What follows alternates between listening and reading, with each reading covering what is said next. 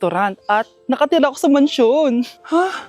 Honey, tara na. Ipag-shopping pa kita mamaya. Baka malit pa tayo sa dinner natin. Okay, honey, papunta na. At ikaw babae ka. Kung ayaw mong masira ang buhay mo, layuan mo yung lalaking yan.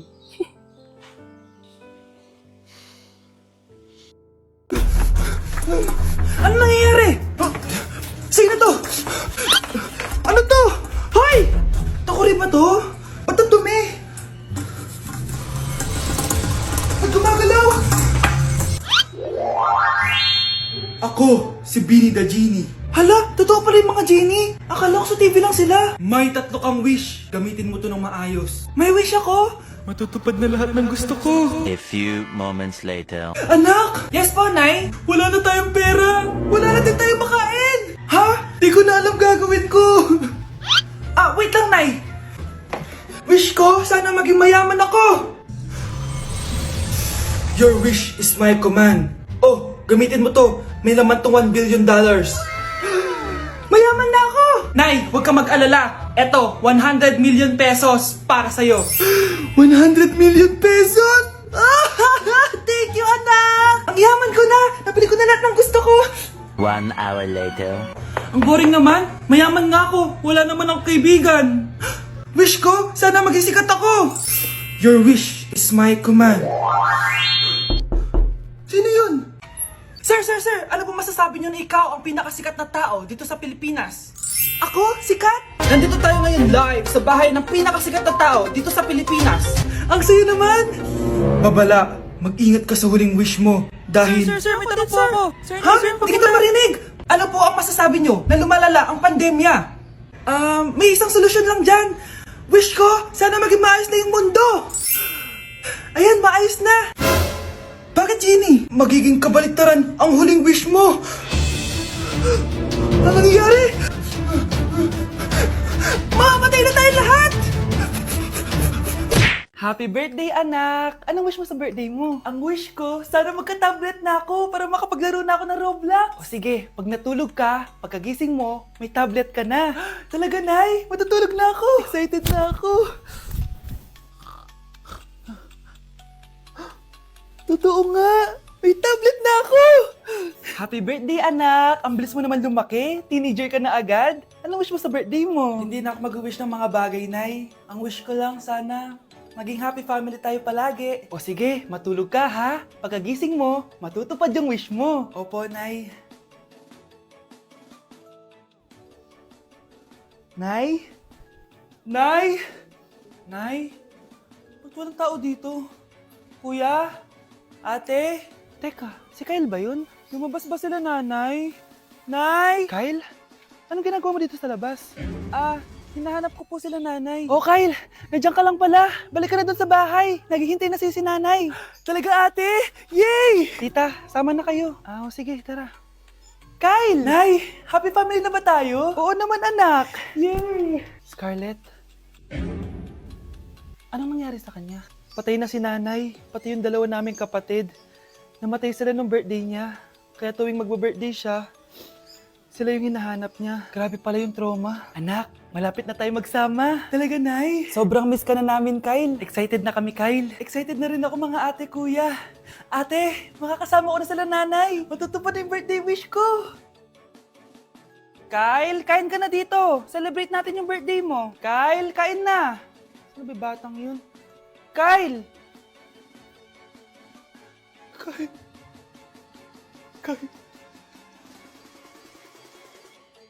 Huwag niyo ko ikulong! Hindi ako scammer! Itigil niyo na yan! Hindi si nanay ang scammer. Pero nasa bahay na to, ang totoong scammer. Hoy bata, huwag kang mangialam. Wala ka namang ebidensya. Pero, Nay, alam ko hindi ko yung scammer. Tara na, sumama ka na sa akin. Mga anak, aayusin ko to, ha? Babalik din ako, okay? Kung sino man sa inyo yung totoong scammer, umamin na kayo! Nakulong si nanay, di ba? Ate, walang may gustong makulong si nanay. Tsaka bakit kami lang tatlo sinisisi mo? Eh baka ikaw talaga yung totoong scammer. Imbes na magsisihan tayo, Magtulungan na lang tayo para kay nanay. Malalaman ko rin ang totoo. delivery po. Gabi na, may nagde-deliver pa? Kuya, kaninong parcel yan? Kay Susan po ulit. Ha? Paano nangyari yun?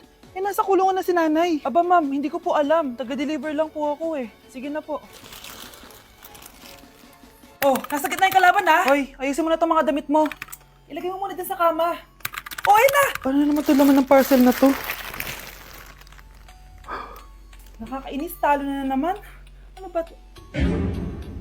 Ba't nandito to? Ito ba yung galing sa scam? Sabi ko na nga ba?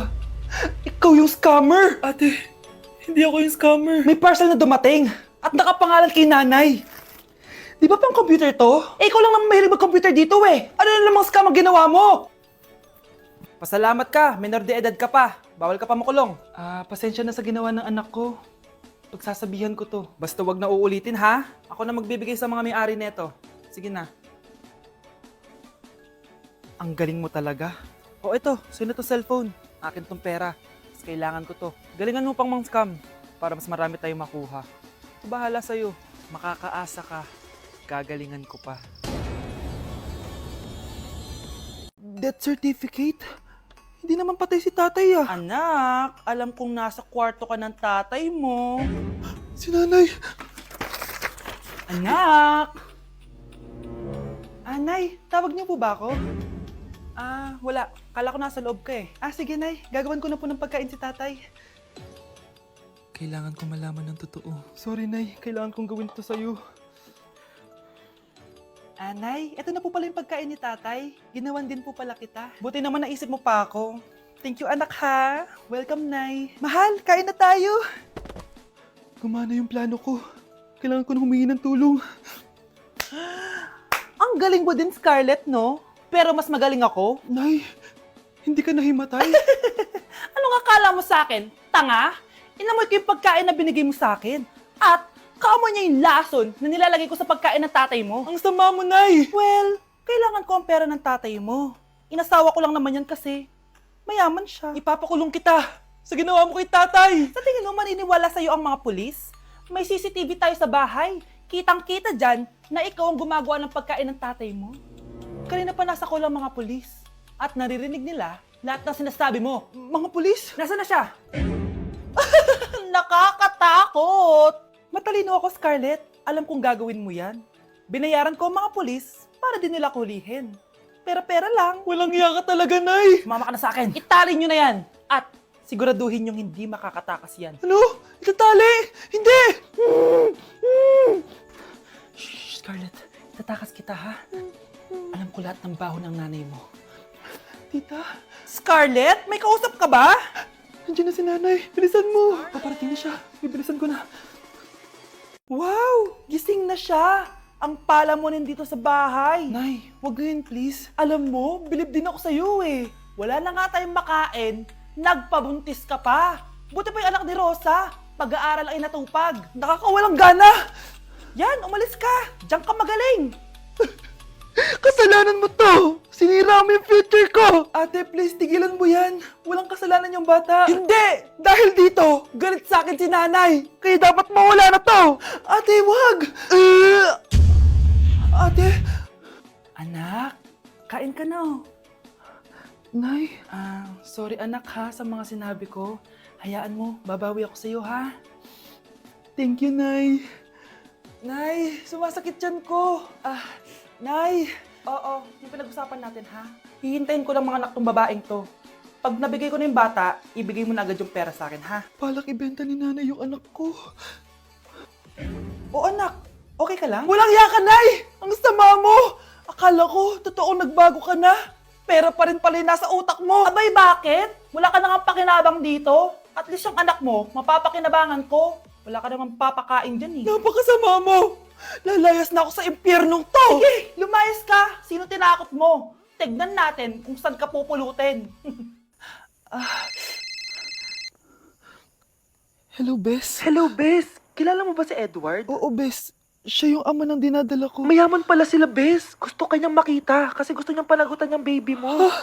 Talaga? Oo, Bes.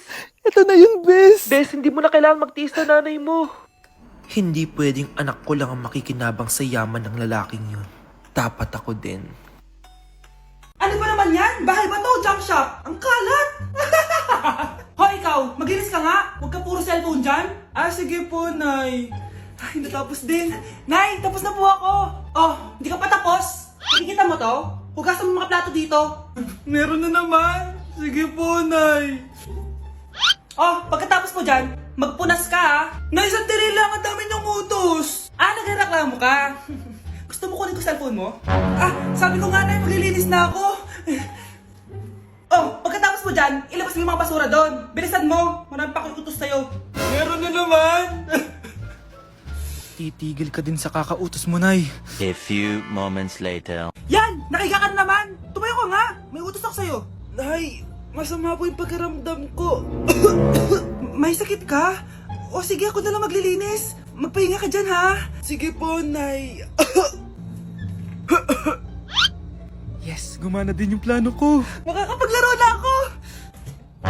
Ay, may nakalimutan ako sa taas. Sa wakas wala nang nag-uutos sa akin. Akala mo may isahan mo ko, ha? 1 hour later. Anak! Oh, bilisan niyo! Anak, binalan kita ng merienda. Oh, kumain ka na. Salamat po, Nay. Anak, binalan din kita neto. Para saan po yan, Nay? Pangampas sa'yo, punyeta ka, niloloko mo ko. Sakit-sakitan. Akin ang cellphone mo. At dahil dyan, ikaw maglilinis ng buong bahay. Tama na! Sawang-sawa na ako sa mga utos mo. Aba, sumasagot ka pa ha? Humanda ka sa akin. Dok, bakit ka meron neto, ha? Bakit may picture ka ng nawawala akong anak? Hindi mo ba talaga ako naaalala? Hindi. Sabihin mo sa akin, buhay pa ba ang anak ko? Umalis ka na. Marami pa akong gagawin. Buhay pa ba ang anak ko? Oo! Buhay na buhay ako! Ako ang anak mo na iniwan mo sa palengke dati! Nagtataka ka? Isa na akong trans ngayon. Alam mo, buti na